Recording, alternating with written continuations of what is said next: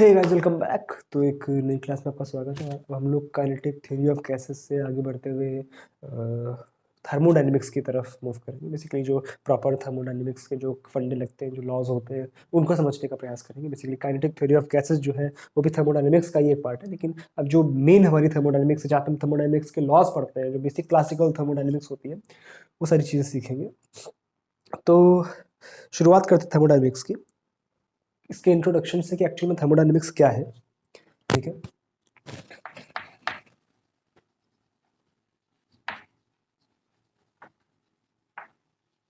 Thermodynamics basically होता क्या actual में, ये हीट ट्रांसफर से रिलेटेड एक फिनोमिना है। बेसिकली फिनोमिना का एक कॉन्सेप्ट जो है ये, इसमें हम हीट ट्रांसफर की वजह से जो प्रेशर, वॉल्यूम और टेम्परेचर में चेंजेस आते हैं उनको स्टडी करते हैं बेसिकली। ठीक है ना, स्टडी ऑफ हीट ट्रांसफर या वर्क ट्रांसफर भी बोल सकते हैं। Study of heat transfer and work transfer. ठीक है, ट्रांसफर। ठीक है, तो thermodynamics is basically study of heat transfer और वर्क ट्रांसफर, या कुछ लोग की जो परिभाषाएं हैं कुछ इस तरह से डिफाइन करते हैं कि it is study of 3 Es, है ना। ऐसे पढ़ते हैं, study of 3 Es, 1 2 3, entropy, enthalpy, energy. ठीक है ना, इस पे भी ऐसे लोग अलग अलग तरह बुक्स में अलग अलग लोगों ने अलग अलग तरह के डिफिनेशंस दिए। तो बेसिकली हम लोग शुरुआत कहाँ से करेंगे, जब भी हम थर्मोडायनेमिक्स की बात करते हैं तो हमें स्टडी करनी होती है हीट ट्रांसफर या वर्क ट्रांसफर की। ठीक है, ये बात अपने को समझ आती है, ठीक है, कोई दिक्कत नहीं। जब भी हम हीट ट्रांसफर की बात करेंगे तो हमारे पास कुछ होना चाहिए, लाइक हमारे पास कोई एक सब्सटेंस होना चाहिए जिसके लिए हम बात करते हैं कि अच्छा इस पर्टिकुलर सब्सटेंस के लिए हम सारी की सारी स्टडी करने वाले हैं। तो उस प्रॉपर जो सब्सटेंस होता है, जो हमारे पास मटेरियल गिवन होता है, उसको हम सिस्टम बोलते हैं। क्या बोलते हैं? सिस्टम। ठीक है, और उसके चारों तरफ जो भी चीज है, वो पत्ता, कागज, दवाई, फीस, पर्चा, जो भी है ठीक है, तो उसको सराउंडिंग बोलते हैं।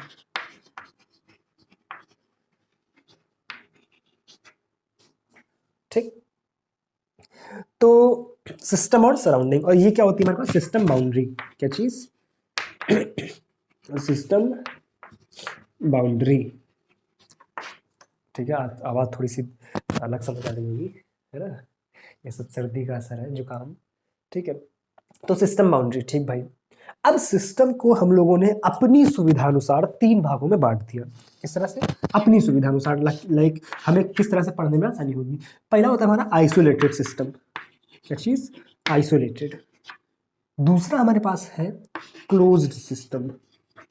ठीक, और तीसरा हमारे पास है ओपन सिस्टम। तो आइसोलेटेड सिस्टम, क्लोज सिस्टम और ओपन सिस्टम। ठीक भाई, आइसोलेटेड सिस्टम क्या होता है? आइसोलेटेड सिस्टम का मतलब कि इस तरह का सिस्टम जो कि सराउंडिंग से ना तो हीट ले सके, ना ही मास ले सके, या सिंपल हम बोले अगर तो ना ही हीट और ना ही मास, दोनों का सिस्टम और सराउंडिंग में कोई एक्सचेंज ना हो। लाइक यहां से ना कोई मास और ना कोई हीट, ना अंदर बाहर नहीं कर सकते, लाइक उसमें हम कुछ भी कम ज्यादा या हीट का कम ज्यादा कुछ नहीं कर सकते। तो ऐसे सिस्टम को बोलते हैं लोग आइसोलेटेड सिस्टम। क्या चीज? Isolated system. तो इसमें क्या होता है हमारे पास? No heat and mass transfer. ठीक है, क्लोज सिस्टम क्या है? जब भी हम क्लोज सिस्टम की बात करते हैं तो क्लोज सिस्टम से हमारा ये मतलब होता है कि वो जो सिस्टम है उसमें मास तो क्लोज्ड हो लेकिन एनर्जी आ जा सके। ठीक है, इसमें क्या होता है हमारे पास? Energy can be transferred. ठीक है, लेकिन मास का ट्रांसफर नहीं होता है, no mass transfer.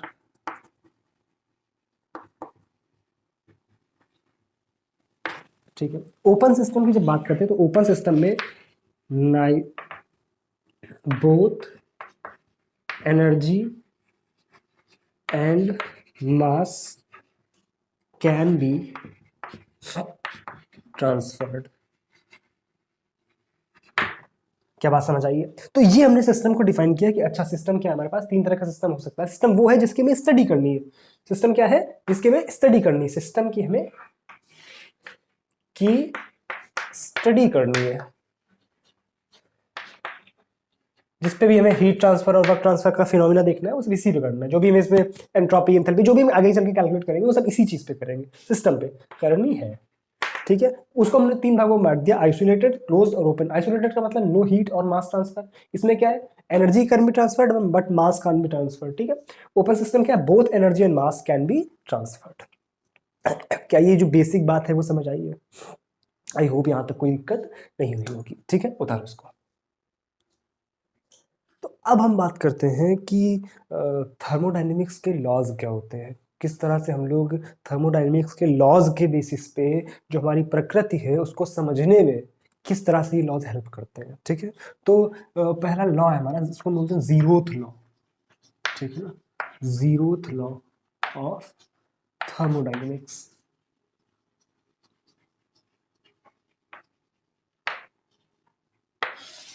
Zeroth law of thermodynamics. ठीक भाई, एक्चुअल में लॉ क्या है? ये एक तो नाम थोड़ा अजीब लग रहा होगा, जीरोथ लॉ। फर्स्ट क्यों नहीं है? फर्स्ट इस तरह से नहीं है क्योंकि ये जो लॉ था ये तब खोजा गया, मतलब खोजा क्या गया एक तरह से देखो, जो चीजें खोजने का मतलब ये होता है ना कि उसका आविष्कार नहीं हुआ है, वो खोज गई, लोगों ने तब समझी चीज जब फर्स्ट लॉ आ चुका था। शायद सेकेंड लॉ के बाद में ही ये आपका जीरोथ लॉ खोजा गया। तो इस तरह से अब नाम नहीं था उनके पास, लेकिन बेसिक था उससे, इस तरह से उसको जीरोथ बोल दिया गया। ठीक है ना, ताकि ये फर्स्ट से पहले है इसका मतलब। ठीक है, तो समझने वाली बात क्या है, देखो ध्यान से। मान लो हमारे पास एक ये इस तरह का सिस्टम है, किस तरह का, जिसमें से एक ये सिस्टम है ए, इसी में 3 बटे का सिस्टम है। ठीक है, एक ये बी और एक ये सी। ठीक है ना, 3 इंडिविजुअल सिस्टम है इसी में। ठीक, अब आपसे बोला जाता है, आपसे यहाँ पे बोला जाएगा कि अगर ए और सी आपस में थर्मल इक्विलिब्रियम में है, क्या चीज? Thermal equilibrium. थर्मल इक्विलिब्रियम, ये थर्मोडायनेमिक्स की भाषा है। थर्मल इक्विलिब्रियम का मतलब सेम इन टेम्परेचर। क्या चीज? Temperature same. ठीक है ना, थर्मोडायनेमिक्स की भाषा सीखना भी बहुत जरूरी है। तो अगर ए और बी आपस में, ए और सी आपस में, ए और सी आपस में थर्मल इक्विलिब्रियम में है, थर्मल इक्विलिब्रियम में है, और एंड, और नहीं, और वाला और, ठीक है, तथा बी और सी भी आपस में थर्मल इक्विलिब्रियम में है, थर्मल इक्विलिब्रियम में है, तो देन इससे रिजल्ट ये निकलता है कि ए और बी आपस में थर्मल इक्विलिब्रियम में होंगे। ए और बी भी आपस में थर्मल इक्विलिब्रियम में होंगे। देखो कितनी बेसिक सी बात है कि अगर मेरी लंबाई राम के बराबर है और राम की लंबाई श्याम के बराबर है, तो जाहिर सी बात है मेरी लंबाई भी श्याम के बराबर होगी। ये बात समझ आ रही? वही बात बोली गई कि अगर ए और सी आपस में थर्मल इक्विलिब्रियम में, यानी इसका टेम्परेचर टी है तो इसका भी टी होगा, और दूसरी बात बोली गई कि इसका भी टी है और इसका भी टी है, जाहिर सी बात है दोनों का भी तो टी होगा। बिल्कुल बेसिक बात है, लेकिन समझने के लिए बहुत अच्छी चीज है। जाहिर सी बात है कि अगर ये दोनों आपस में इक्विलिब्रियम में है, ये दोनों आपस थर्मल इक्विलिब्रियम में है, तो ये दोनों भी आपस में थर्मल इक्विलिब्रियम में होंगे। अब यहाँ पे एक सवाल बनता है, किस तरह से बनता है कि मान लो आप और आपके वो जो भी हैं, ठीक है, दोस्त मान लो, कोई भी मान लो, दोनों लोग जाते हो किसी एक पार्क में जाते हो, मान लो, ठीक है, पार्क में गए दोनों लोग। अब वहाँ पे आपको बैठने की कोई जगह नहीं मिल रही है, ठीक है, धूप है अच्छी खासी, ठीक है, धूप है, और आप जाके वहाँ दोनों लोग, 2 बेंचें पड़ी हुई है। अब ऑब्वियस सी बात है, अलग अलग तो बैठोगे नहीं, साथ में ही बैठोगे, ठीक है। तो जाके आप लोग क्या करते हो कि सबसे पहले वहां पे एक स्टील की बेंच लगी होती है, या लोहे की, मान लो, ठीक है, एक लोहे की बेंच लगी होती है और एक लकड़ी की बेंच लगी होती है। ठीक, आप सबसे पहले जाके उस लोहे की बेंच पे बैठ जाते हो। बढ़िया तेज धूप थी, लोहे की बेंच थी पूरी तरह से गर्म, एकदम से आप लोग तिलमिला उठे, ठीक है। तो जैसे मान लो एकदम से आप लोग उस जाके, अरे ये तो इतनी गर्म है, आप एकदम फटाक से उठ खड़े हुए। अब आपने क्या देखा, नहीं लकड़ी की बेंच पे जाके बैठते हैं, तो आप जाके लकड़ी की बेंच पे बैठ गए, वो आपको इतनी गर्म नहीं लगी, वो आपको इतनी गर्म नहीं लगी। इसका क्या मतलब निकलता है कि क्या लकड़ी की बेंच का टेम्परेचर जो लोहे की बेंच थी उससे कम था? या आपने प्रैक्टिकली फील किया होगा कि जो अगर आप किसी ऐसी चीज पे बैठ जाते हो जो कि लोहे की या मतलब किसी मेटल वगैरह की बनी हुई है, तो आपको ज्यादा गर्म लगता है। लेकिन अगर वहीं पे आप किसी ऐसी चीज की जो रबड़ या जो किसी इस तरह की चीज देख लो जो कि आपकी इंसुलेटिंग चीज हो, तो उस पर आपको इतना गर्म नहीं लगेगा। गर्म लगेगा उस पर भी, लेकिन लकड़ी अगर लकड़ी है तो उस पर तो बहुत ही कम गर्म लगेगा, ठीक है ना? ऐसा क्यों होता है? क्या लोहे की बेंच का टेम्परेचर लकड़ी की बेंच के टेम्परेचर से ज्यादा है? ऐसा कैसे हो सकता है? अगर ऐसा होता है तो यानी ये जीरोथ लॉ बेकार हो जाता है, क्योंकि जो इन्वायरमेंट का टेम्परेचर है, मान लो वो है 36 डिग्री सेल्सियस, और लोहे की बेंच रखी हुई है उसी इन्वायरमेंट में, तो उसका भी टेम्परेचर कितना होगा? 36 डिग्री सेल्सियस। और लकड़ी की बेंच भी रखी हुई है उसी इन्वायरमेंट में, तो उसका भी टेम्परेचर कितना होगा? 36 डिग्री सेल्सियस। यानी दोनों का टेम्परेचर आपस में बराबर होगा। इसका मतलब ये कि हाँ, टेम्परेचर तो दोनों का बराबर होगा, लेकिन हमें लोहे की बेंच में गर्म क्यों लगा और उसमें गर्म क्यों नहीं लगा? तो जो अंतर होता है दोनों में वो होता है कंडक्शन का, कि लोहे की जो बेंच है वो हीट को ट्रांसफर इजिली कर सकती है क्योंकि कंडक्टिंग है, लेकिन लकड़ी की बेंच जो कि हीट को इतनी आसानी से ट्रांसफर नहीं कर सकती है, वो आपको कम गर्म लगती है। तो यहाँ पे खेल सारा हीट का है, ट्रांसफरिंग का है, ठीक है ना? तो ये चीजें आपको समझनी होगी कि एक्चुअल में प्रैक्टिकली हम लोग किस तरह से लाइफ में थर्मोडायनेमिक्स को समझ सकते हैं, ठीक है? तो आई होप जीरोथ लॉ आपको समझ आ गया होगा, ठीक है ना? उतारो इसको। तो आई होप यहाँ तक की बात समझ आ गई होगी। अब हम लोग जीरोथ लॉ से बढ़ते हैं फर्स्ट लॉ की तरफ। कहाँ पे? First law, first law of thermodynamics, ठीक है ना? अच्छा भाई, क्या होता है ये फर्स्ट लॉ? थोड़ा सा ज्यादा मतलब आपको जो बोलते हैं ना इंटरेस्टिंग लगेगा। क्यों? देखो इधर ध्यान से। मान लो आपके पास कोई एक सिस्टम दिया हुआ है।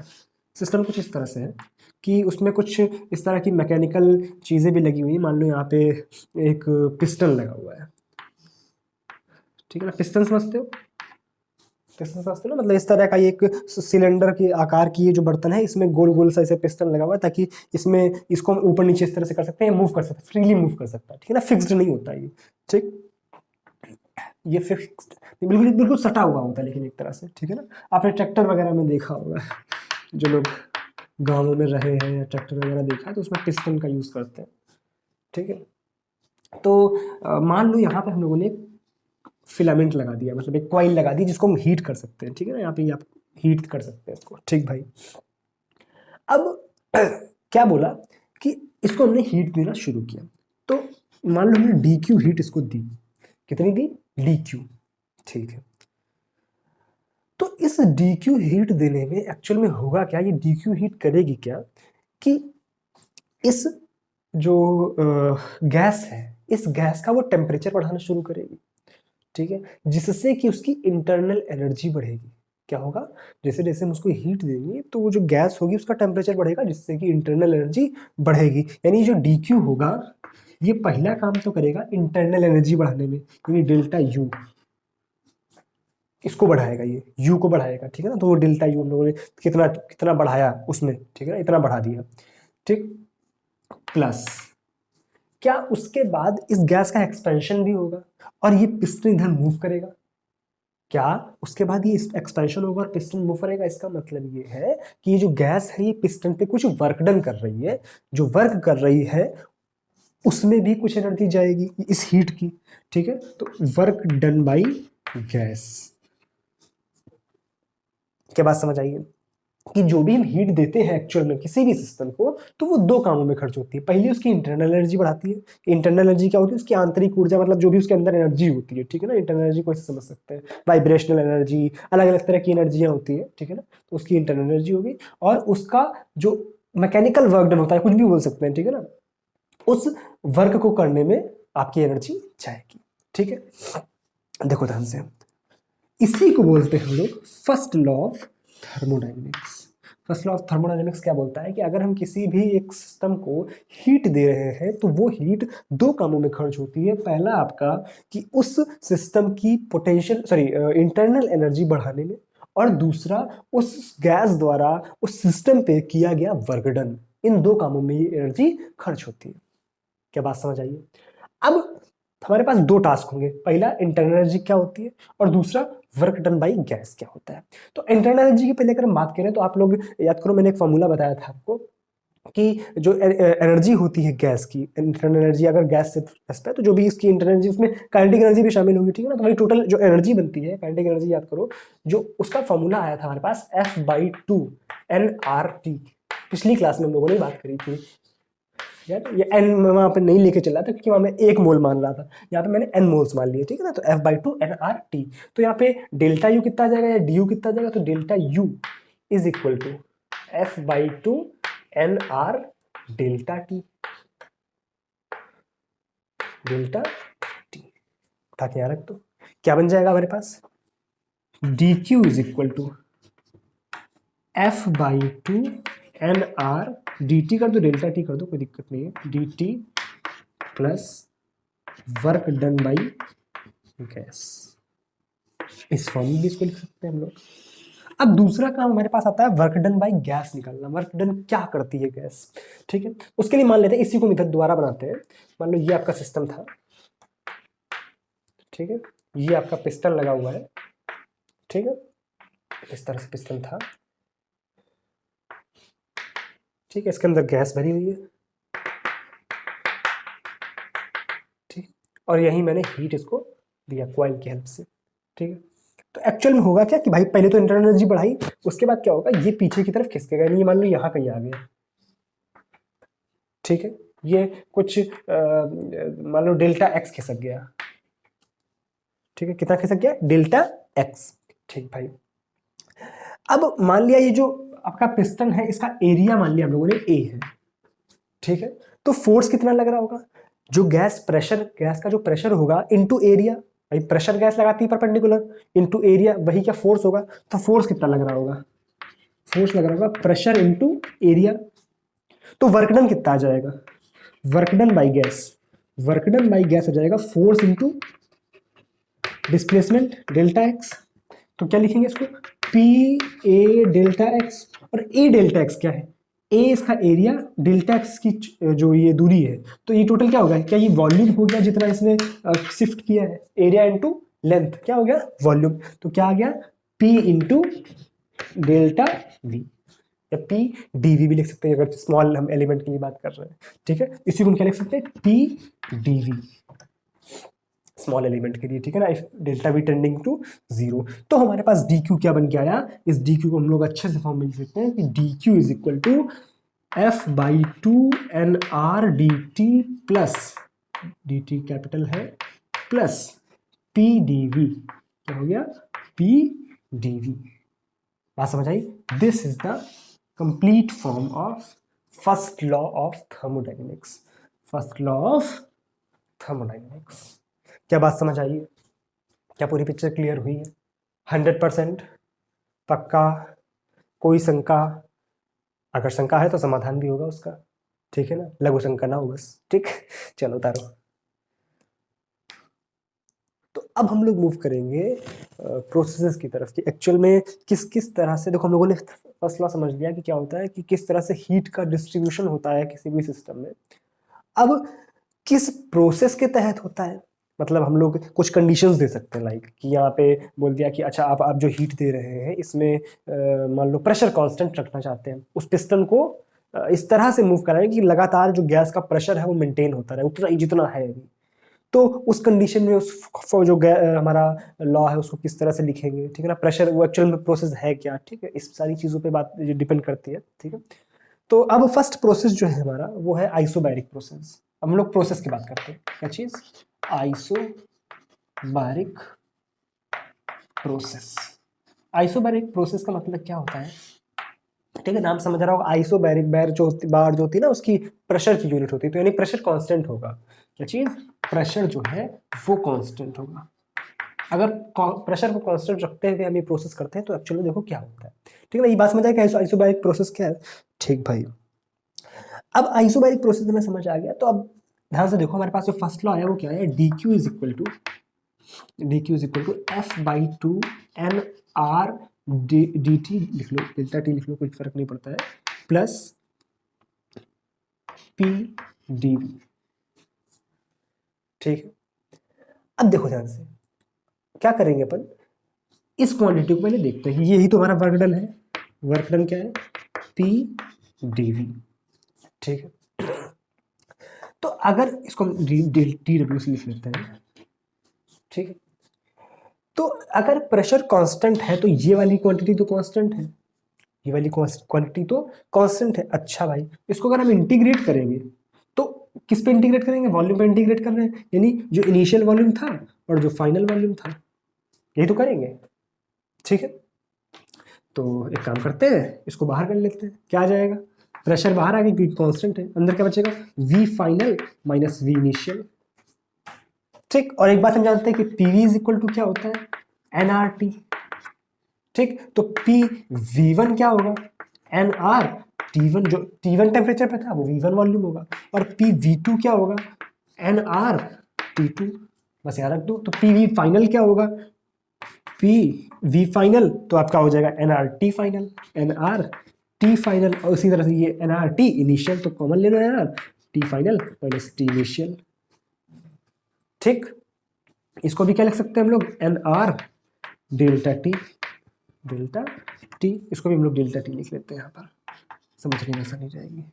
टी टी लिख लो, डेल्टा टी लिख लो, कोई फर्क नहीं पड़ता है। ठीक है, तो अब इसको उठा के यहाँ रख दो, तुम्हारे पास डी क्यू क्या आ गया, हमारे पास डी क्यू क्या आ गया, देखो ध्यान से, जो डी क्यू आ गया that is F by two N R delta T, F by two N R delta T, ये डी टी चलो लिख लेते हैं, अच्छा लगेगा। ठीक है, plus N R delta T, plus N R delta T या डी टी। ठीक है, कुछ कॉमन दिख रहा होगा, टी टी कॉमन दिख रहा है, एन आर कॉमन दिख रहा है, तो यहाँ क्या बचेगा, F by two plus one into N R D T. ये हो गया आपके पास heat transfer in isobaric process. Isobaric process में हीट ट्रांसफर का क्या फॉर्मूला आएगा, तो आएगा F by two plus one N R delta T या डी टी। ठीक है, अब हमें यहाँ पे हीट जो भी कंडीशंस दी गई उन कंडीशंस को फुलफिल करके हम आराम से आंसर निकाल सकते हैं। क्या बात समझ आई है, पक्का 100%। चलो उतारो। अब अगली बात हम लोग करते हैं isochoric process. Isochoric process, isochoric process का मतलब होता है अगर हम वॉल्यूम को कांस्टेंट रखें, क्या चीज़, वॉल्यूम को कांस्टेंट रखें। अगर हम वॉल्यूम को कांस्टेंट रखेंगे तो पहले लिख लेते हैं हमारे पास डी क्यू क्या है, तो डी क्यू हमारे पास F by two N R D T plus P D V. ठीक है, अगर वॉल्यूम कांस्टेंट है तो वर्क डन क्या हो जाएगा मेरे पास, work done is equal to integration P D V. ठीक है, और वॉल्यूम कांस्टेंट यानी वी इनिशियल से वी फाइनल, तो इस दोनों वी ही होंगे, तो वी से वी करेंगे तो ये आपका सेम लिमिट है, जीरो हो जाएगा। क्या जाएगा, जीरो, मतलब वॉल्यूम में कोई चेंज ही नहीं होता, डायरेक्ट आप समझ लो कि डीवी कितना हो गया, जीरो। जब कोई वॉल्यूम में चेंज नहीं हुआ तो वर्क डन कितना आ गया, जीरो। यानी इस केस में जो डी क्यू आएगा वो डायरेक्टली क्या जाएगा, F by two N R D T. बात क्लियर, ये हो गया हमारे पास आइसोकोरिक प्रोसेस के लिए। अब हम बात करते हैं आइसोथर्मल प्रोसेस के लिए। आइसोथर्मल प्रोसेस क्या होता है, आइसोथर्मल प्रोसेस, आइसोथर्मल प्रोसेस में टेम्परेचर कांस्टेंट होता है, क्या चीज, टेम्परेचर कांस्टेंट होता है। चलो टेम्परेचर कांस्टेंट करेंगे। ठीक है, देखो इधर, अगर टेम्परेचर कांस्टेंट है तो देखो ध्यान से, यहाँ पे क्या आ जाएगा, D Q is equal to F by two N R D T plus P D V. ठीक है, अच्छा भाई, अगर टेम्परेचर कांस्टेंट तो डायरेक्ट आपको दिख रहा होगा ये टर्म, यहाँ पे कोई इंटरनल एनर्जी में कोई चेंज नहीं आएगा। अगर हम टेम्परेचर कांस्टेंट रखते हैं तो इस एनर्जी, इस टर्म में कोई आपका चेंज नहीं होगा, तो डी टी आपका क्या हो जाएगा, जीरो। ये हो गया जीरो, बचा क्या है, D Q is equal to P D V, यानी इंटीग्रेट कर दो तो क्या आ जाएगा आपका यहाँ से क्यू इनिशियल से क्यू फाइनल, तो ये होगा आपका डेल्टा क्यू। ठीक है, delta Q is equal to क्या आ जाएगा, अब पी कांस्टेंट नहीं है यहाँ पे, अब पी कांस्टेंट नहीं है यहाँ पे, फॉर्मूला लिखते हैं P V is equal to N R T, change करने का कुछ प्रयास करते हैं। पी की जगह पर हम लिख सकते हैं N R T by V, ठीक है। पी की जगह पर क्या लिख सकते हैं, N R T by V, तो लिख लो N R T by V into D V, कहाँ से कहाँ तक, वी इनिशियल से वी फाइनल, ठीक है। N R by N R T तो कॉमन है, क्यों, क्योंकि टी कांस्टेंट है आपका, क्या बचा, 1 बाई वी डी वी, कहाँ से कहाँ तक, वी इनिशियल से वी फाइनल तक, क्या आ गया यहाँ से, N R T L N V, limit from V initial to V final, तो यहाँ से आपका क्या आ गया, delta Q is equal to delta W is equal to, दोनों बराबर हो गए ना, delta Q is equal to delta W, ठीक है ना। तो ये आ गया आपके पास N R T L N V final by V initial.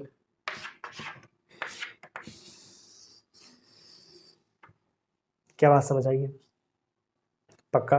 तो ये होता है आपका जो वर्क डन बोल सकते हैं या हीट ट्रांसफर बोल सकते हैं in case of isothermal process. जब टेम्परेचर कांस्टेंट हम रखते हैं तो जाहिर सी बात है इंटरनल एनर्जी में कोई परिवर्तन नहीं आएगा, जब टेम्परेचर ही हमने नहीं बढ़ाया तो इंटरनल एनर्जी में कुछ भी परिवर्तन नहीं होगा, जो आपका हीट हम दे रहे हैं वो सीधा के सीधा किस में हो जाएगी, वर्क डन में चली जाएगी, तो वर्क डन में चली जाएगी और उसका फॉर्मूला क्या आएगा हमारे पास, N R T L N V final minus sorry V final upon V initial, ठीक है। चलो उतारो। तो अब आइसोथर्मल प्रोसेस से हम लोग एडियाबैटिक प्रोसेस की तरफ मूव करते हैं। एडियाबैटिक प्रोसेस क्या होता है पहले इसको समझते हैं। तो एडियाबैटिक प्रोसेस, ठीक है। एडियाबैटिक प्रोसेस का मतलब होता है कि हमने उस सिस्टम की हीट में कोई चेंज नहीं किया है, मतलब कोई भी हीट ट्रांसफर नहीं किया है, समझ सकते हैं। तो यहाँ पे जो डेल्टा क्यू होता है हीट चेंज, वो कितना होगा, 0, मतलब हमने कोई हीट नहीं दी है। तो अच्छा एक बात सोचो कि अगर हम उसमें हीट नहीं दे रहे हैं तो उसमें क्या होगा, क्या हमें वर्क डन खुद से करना पड़ेगा अगर उसमें कुछ करना है। तो मान लो अगर हमने उस पिस्टन को ऐसे करके खींचा तो गैस एक्सपैंड होगी, गैस एक्सपैंड हो जाएगी और उसका जो प्रेशर होगा कम हो जाएगा, वॉल्यूम जो होगा बढ़ जाएगा, यानी जो हम ये वर्क डन कर रहे हैं उसी की वजह से उसमें चेंजमेंट आएगा, उसी की वजह से उसका टेम्परेचर डाउन होगा, उसकी इंटरनल एनर्जी चेंज होगी, ठीक है ना। तो अगर डेल्टा क्यू 0 है तो हमारे पास फॉर्मूला क्या था, delta Q is equal to F by two N R delta T plus P delta V, ये था। तो अगर हमने हीट नहीं दी है तो पी डी वी क्या हो जाएगा हमारे पास, minus F by two N R delta T, delta V पहले लिख लेते हैं एक बार तो समझने में थोड़ा सा आसानी होगी। तो ये आपका क्या है, डेल्टा डब्ल्यू वर्क डन, ठीक है। या इसको ऐसे लिख सकते हैं कि minus F by two N R T final minus T initial, या इसको लिख सकते हैं F by two N R T initial minus T final, minus अंदर कर दिया, ठीक है। ये आ गया आपके पास वर्क डन। अब इसी को किस तरह से लिख सकते हैं, क्या इसको इस तरह से लिख सकते हैं, P D V is equal to minus F by two N R delta T sorry D T, ठीक है ना, इसको ध्यान में रखना भी। अब एक बात हम ये जानते हैं कि पी वी क्या होता है, एन आर टी, डिफ्रेंशिएट करो दोनों तरफ तो क्या हो जाएगा, P D V plus V D P, ये बात समझ आई, P D V A into B का differentiation plus B into A का differentiation, P D V plus V D P is equal to N R D T, ठीक है। यहां से एक काम करो कि एन डी टी की जगह पर एन आर डी टी की जगह पर कुछ इसको सब्सटीट्यूट करो, minus two by F P D V, minus two by F P D V, तो यहाँ क्या है, P D V plus V D P is equal to minus two by F into P D V, correct है। इसको उठा के इस तरफ लाओ और उसको उठा के उस तरफ ले चलो, क्या जाएगा, P D V plus two by F into P D V is equal to V D P, correct है। पी डी वी कॉमन ले लो, क्या बचेगा, 1 plus two by F into P D V is equal to V D P, सही है, ठीक है, कोई दिक्कत नहीं। तो ये तो कांस्टेंट टर्म है बिल्कुल, ठीक है। v को इस तरफ ले आओ, p को इस तरफ ले चलो, क्या जाएगा, 1 plus two by F into D V by V is equal to D P by P, integrate कर दो, क्या आ गया यहाँ से, इसको उठा के यहाँ सॉल्व कर रहा हूँ, ठीक है। क्या आ गया यहाँ से कि 1 प्लस टू बाई एफ, ये क्या होता है, शायद तो बताया था गामा, गामा क्या होता है, 1 प्लस टू बाई एफ, ठीक है। तो उसको रख दो गामा, तो gamma L N V is equal to L N P, ठीक है ना। 1/x का इंटीग्रेशन क्या होता है, एल एन एक्स, ठीक है। चलो, क्या इसको हम इस तरह से लिख सकते हैं, किस तरह से, कि इसको ऊपर चढ़ा दो, है ना, सही है, इसको ऊपर चढ़ा दो, क्या आ जाएगा, L N V raise to power gamma is equal to L N P, ठीक है ना। इसको उठा के उस तरफ ले आओ, तो L N P minus L N V raise to power gamma, ठीक है। कुछ गड़बड़ तो नहीं किया मैंने, नहीं सही है, इज इक्वल टू 0, सही है। मेरे ख्याल एक जगह ये प्रॉब्लम हुई, यहाँ पे वी डी पी उधर जाएगा तो माइनस का आ जाएगा, ये वाला टर्म जो होगा माइनस का होगा, ये वाला टर्म जो होगा माइनस का होगा, तो ये वाला टर्म जो यहाँ पर होगा माइनस का होगा, तो ये यहाँ पे माइनस का होगा, तो यहाँ पे ये प्लस का हो जाएगा, ठीक है।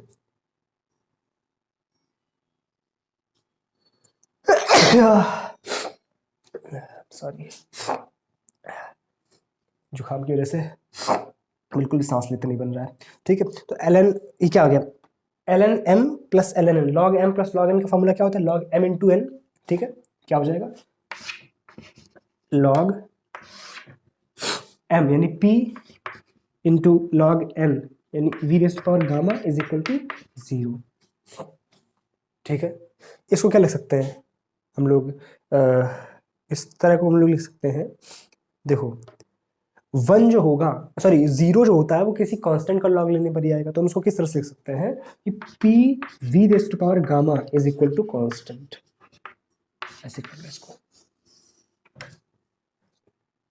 या इसको इस तरह से करना ज़्यादा बेटर होता कि आप यहाँ पे v की लिमिट्स रखो, क्या, v इनिशियल से v फाइनल, लिखने में ज़्यादा अच्छा लगेगा, p इनिशियल से p फाइनल, ठीक है। उसको यहाँ पे हम सॉल्व कर रहे हैं, क्या आ जाएगा, गामा, यहाँ पे आ जाएगा L N V final by V initial, L N V final by V initial, ठीक है। गामा को उधर पावर में पहुँचा दो, ई पावर गामा, ठीक है, इज इक्वल टू, यहाँ क्या आ जाएगा, एल एन माइनस का, ठीक है, minus L N P final by minus L N P final by P initial, ठीक है। माइनस है तो माइनस अंदर ले जाएंगे तो ये चेंज हो जाता है, ठीक है। क्या आ जाएगा, L N V final by V initial power gamma is equal to L N P initial by P final, comparison करा दो, क्या आ जाएगा, V final power gamma by V initial power gamma is equal to P initial by P final, इसको धर ले जाओ, क्या आ जाएगा, P final V final power gamma is equal to P initial V initial power gamma, यानी इसके basis पे हम ये लिख सकते हैं कि P V power gamma is equal to